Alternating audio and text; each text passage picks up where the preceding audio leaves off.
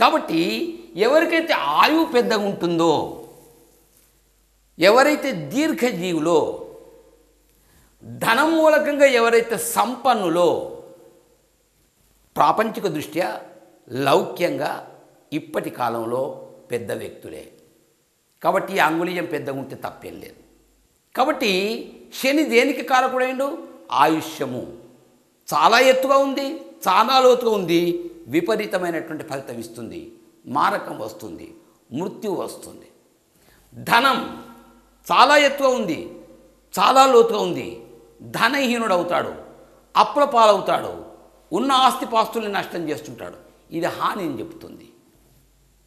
ఇకపోతే అనాచారం, అన్యాయం, అనుమానం, అబద్ధం, ఇవి చెప్పింది అనుకోకండి. అనాచారం సమతుల్యంగా ఉందో ఆచారవంతుడు. మీరు చూడండి, బ్రాహ్మణులలో ఎంతమంది నిష్ఠకు ఒక మడిని మడి అంటే ఒకరిని ముట్టుకోవద్దు అని కాదు, ఒకరిని తాకి తినకూడదు అని కాదు. మడి కూడా, ఆచారం కూడా ఒక రకమైన క్రమశిక్షణ. ఆ క్రమశిక్షణను మనం తప్పుగా అర్థం చేసుకోవటానికి వీల్లేదు. అబ్బా నేను ఎక్కడ భోంచేయనండి, ఇంట్లోనే, అదొక క్రమశిక్షణ.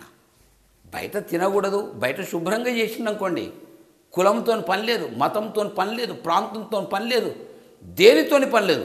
శుభ్రత ఉందో, ఒక క్రమశిక్షణ ఉందో, ఒక పద్ధతి ఉందో, ఒక వినయ విధేయత ఉన్నదో ఖచ్చితంగా ఆ వ్యక్తులు తింటారు. మీరు చూడండి. కానీ ఇది ఎత్తుగా ఉన్నా, వంతగా ఉన్నా ఈ పెడార్థాలు వస్తుంటాయి. అనాచారం, అన్యాయం, అనుమానం, అబద్ధం వంటి చూడటానికి 2-3 రాశాను అంతే, చాలా ఉంటాయి దాని వెనుక. ఎన్ని చెడులు ఉన్నాయో అన్నీ 4 కిందికే వస్తున్నాయి. మీరు చూడండి. తర్వాత ఆలస్యం. ఆలస్యం అంటే పని ఆలస్యం చేస్తాడని కాదు, సుస్త్, లేజీ, సోమరి, మెల్లగా లేవటం, మెల్లగా పని చేసుకోవటం. ఎందుకంటే దీని పేరు మందగ్రహము అని, అంటే ప్రతి పని మెల్లగానే చేసేవాడు అని. కానీ సమతుల్యంగా ఉంటే లేదు, వారు కూడా ఒక పద్ధతిలో ఉంటారు. చూడండి, శని జాతకులలో చాలామంది సమతుల్యంగా ఎవరి యొక్క గ్రహ దిబ్బ ఉంటుందో వాళ్ళు ఉదయాన లేస్తారు, 4 గంటలకు కోడి కూసినప్పుడు లేచి కూర్చుంటారు, చక్కని ఆచారాన్ని పాటిస్తారు, యోగాసనాలు వేస్తుంటారు, చక్కని దేవతా ప్రార్థన చేస్తుంటారు, రకరకాలు చేసే వ్యక్తులు ఉన్నారు.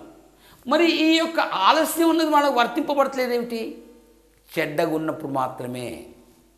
సమతలంగా ఉన్నప్పుడు అన్నీ మంచి అవుతాయి. ఆయుష్యం ఉంటుంది, ధనము చాలా ఉంటుంది, ఆచారవంతుడవుతాడు, న్యాయంగా ఉంటాడు, అందరినీ గౌరవిస్తాడు, సత్యం మాట్లాడతాడు. ఎందుకు? సమతుల్యంగా ఉంది. ఇది పెడసరి అయినప్పుడు, ఇది తిరగబడినప్పుడు చాలా ఉబ్బెత్తుగా ఉన్నా, చాలా లోతుగా ఉన్నా ఇటువంటి వాటిలో కొన్ని అటు కొన్ని ఇటుగా పంచుకుంటాయి. చెడులు పంచుకోవడానికి ఏముందండి పెద్దగా? రైట్. పడిపోవటం సరే, ఎప్పుడైనా బండిని కిందికి డౌన్కి తీసుకుపోయినప్పుడు బ్రేకులు దగ్గర పెట్టుకోవాల్సి ఉంటుంది. ఎత్తుకెక్కినప్పుడే జాగ్రత్త. అభివృద్ధి చెందాలి, గొప్ప కావాలి అన్నప్పుడే కష్టపడాల్సి వస్తుంది. పతనానికి, పాడు కావటానికి, చెడ్డ అనిపించుకోవటానికి క్షణాలు, ఏమంత పెద్ద అవసరం లేదు. చింత. చింత అంటే ఏదో ఒక రంది. ఎప్పుడు మిగతా గ్రహాలు చాలా గర్వం పెరిగి వాటి యొక్క కారకాల్ని ఇతోధికంగా చేసినప్పుడు దాన్ని తొలగించటానికి ఆ స్క్రూను వదిలిచేస్తాడు, ఆ ట్యాప్ని విప్పుతాడు, నీళ్లు పోతుంటాయి అంతే. ఎంతవరకు విప్పుతాడు? మళ్ళీ సమానం అయ్యే వరకు. అది సమానం అయ్యో నీళ్లు పోతున్నాయే అనే రంది ఉంటుంది. ఎవరికి?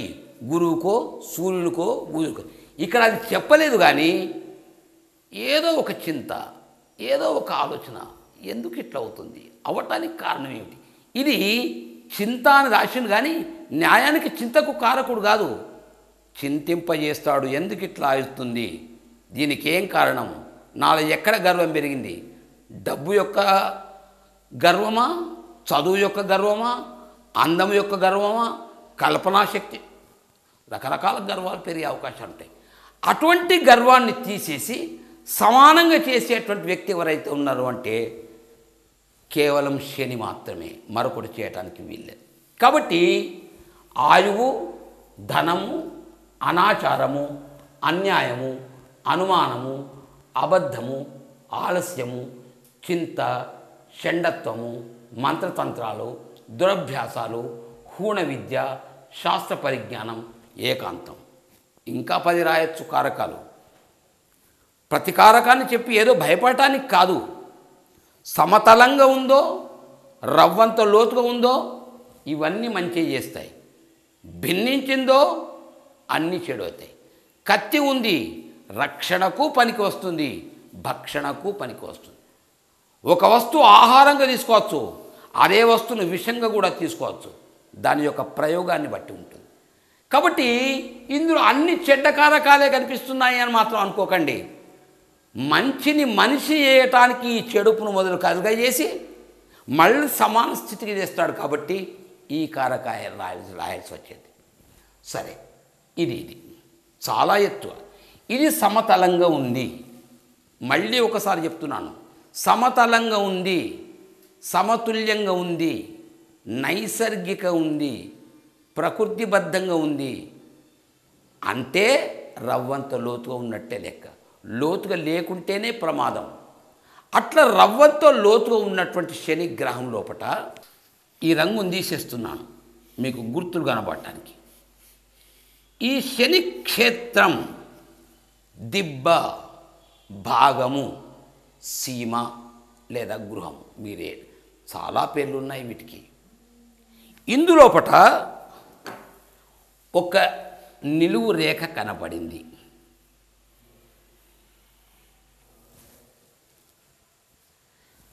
దీన్ని కింది నుంచి మీదికి తీసుకుపోవన్నా, మీది నుంచి కిందికి తీసుకుపోవన్నా అది అడగకండి. దీన్ని ఊర్ధ్వరేఖకు కనబడినా, అధోరేఖగా కనబడినా సమానంగా కనబడుతుంది. కాబట్టి స్థాయి రేఖ, స్థిర రేఖ అనాలి. మనిషి ధనకారకుడు కావాలి, గొప్ప ధనం ఉండాలి, చెయ్యి చాపకుండా జీవించాలి, ఒకరికి ఇవ్వ నేర్చుకోవాలి, కానీ ఒకరి ముందు చెయ్యి చాపకూడదు. ఒక్క రేఖ చాలండి. ఈ ఒక్క రేఖే చాలు. మనిషి సంపన్నంగా ఉంటాడు, ధనమానాలు ఆయనలో పుష్కలంగా ఉంటాయి. కొంతమంది ఈ యొక్క ముంజేతి నుంచి కంకణ రేఖల దగ్గర నుంచి ఊర్ధ్వంగా ఎదిగి ఇక్కడికి వెళుతున్నటువంటి రేఖను మాత్రమే ధనరేఖ అంటారు కొంతమంది. ఇది సహాయ రేఖ మాత్రమే, కానీ నిజమైన ధనరేఖ మాత్రం మీకు ఇదే. నేను నా అనుభవంలో ఈ రేఖ లేకుండా కోటీశ్వరులను చూశాను. అంటే ఈ రేఖ పని లేదు, ఈ ఒక్క రేఖ ఉంది. కాకపోతే సహాయం చేయటానికి మరొకరు లేరు. ఇది సహాయం మాత్రమే చేస్తుంది. అంటే 100 రూపాయల శ్రమ చేస్తే 500 ఒకవేళ వ్యక్తి పొందగలిగితే ఇది సహాయ రేఖ. 100 శ్రమ చేసిండు, 100 పొందినం, ఇక లోపం ఎక్కడిది? అటువంటి వెళ్ళప్పుడు ఈ రేఖ కానీ ఉండదా? ఉంటుంది. ఉండని వాళ్ళు బాధపడాల్సిన పని లేదు, దాంతో అవసరమే లేదు. కానీ ఇక్కడ ఒక నిండైన రేఖ ఉందా మీరు చూసుకోండి. కేవలం శని క్షేత్రంలోనే. ఇదే నిలువు రేఖ మీకు గురుక్షేత్రంలో కూడా కనబడింది అనుకోండి, గౌరవాన్ని పెంచుతుంది, పదవిని పెంచుతుంది, విద్యా బుద్ధుల్ని పెంచుతుంది, ముష్టాన్న భోజనాన్ని ఇస్తుంది, గర్వాన్ని ఇస్తుంది, జీవింపజేస్తుంది. కానీ డబ్బునివ్వదు. అంటే గురువు యొక్క కారకాలలో ధనము అని చెప్తారు. ఎన్ని చెప్పినా ప్రధాన కారకుడు మాత్రం శనియే. ఇక్కడ ఒక నిలువెత్తు రేఖ మీకు అవసరం. ఈ నిలువెత్తు రేఖకు పక్కకు కొద్దిగంత పాయ తొడిగింది అనుకోండి, అంటే విస్తారం అవుతున్నట్టు లెక్క, దాని విస్తీర్ణం పెరుగుతున్నట్టు లెక్క, ఆ ధనం యొక్క ఇతోధిక అభివృద్ధి అవుతున్నట్టు లెక్క. రైట్. ఇక్కడ కొంతమందికి ఒక రేఖ కాదు, 2 రేఖలు కనిపిస్తాయి. ధనలాభమే ఈ